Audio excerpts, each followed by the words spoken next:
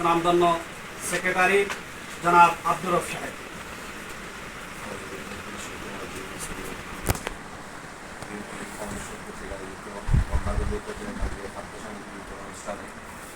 সম্মানিত সভাপতি, ফাউন্ডেশনের সম্মানিত সভাপতি বিজয় উপস্থিত, পড়াশোনার মাদ্রাসার সম্মানিত প্রিন্সিপাল মহিত ভাই সহ আমার সহকারী বৃন্দ, আসসালামু আলাইকুম।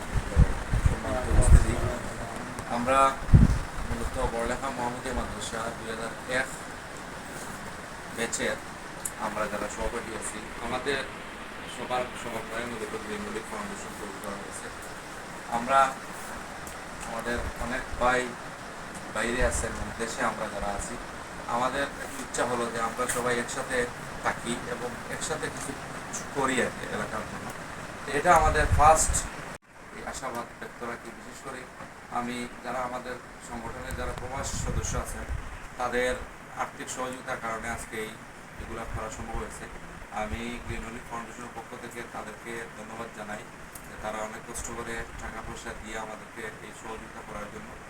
আর বিশেষ করে আমি গ্রিন অলিভ ফাউন্ডেশনের পক্ষ থেকে আপনারা যারা কষ্ট করে উপস্থিত হয়েছেন, আসলে আমরা নিয়ম ছিল আপনাদের বাড়ি বাড়ি নিয়ে পৌঁছানো, কিন্তু দেশের সার্বিক পরিস্থিতির কারণে সম্ভব হয়। আর পাশাপাশি হচ্ছে আমাদের প্রোগ্রামটা আরও হয়তো বড় হইতো, কিন্তু দেশের অবস্থার কারণে আমরা আর বড় করতে পারি নাই। আর আপনাদের সবার আন্তরিক শুভেচ্ছা এবং অভিনন্দন জানিয়ে গ্রিন অলিভ ফাউন্ডেশনের ভবিষ্যৎ সমৃদ্ধি কামনা করে আমি আমার কথা শেষ করছি। আসসালামু আলাইকুম। আপনাদেরকে বক্তব্য শুনিয়েছেন গ্রিন অলিভ ফাউন্ডেশন বড়লেখার সম্মানিত সেক্রেটারি, ওনাকে আমাদের পক্ষ থেকে জানাই আন্তরিক অভিনন্দন, অশেষ এবং বিশেষ ধন্যবাদ। প্রিয় সুধীর, এই পর্যায়ে বক্তব্য প্রদান করবেন অত্র এলাকার কৃতি সন্তান বিশিষ্ট শিক্ষানুরাগী হযরত মাওলানা মুহিবুর রহমান সাহেব, সুপার বড়লেখা মডেল মাদ্রাসা।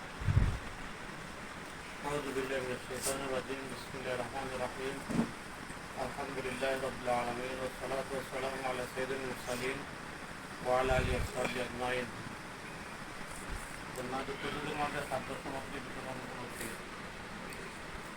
লিমোদিক ফান্ডের কর্তৃক আয়োজিত আজকে ছাত্র সমাপ্তি বিতরণ সভায় উপস্থিত মানসিক সভাপতি বিশিষ্ট আলেমেদিন লিমোদিক ফাউন্ডেশনের সম্মানিত সভাপতি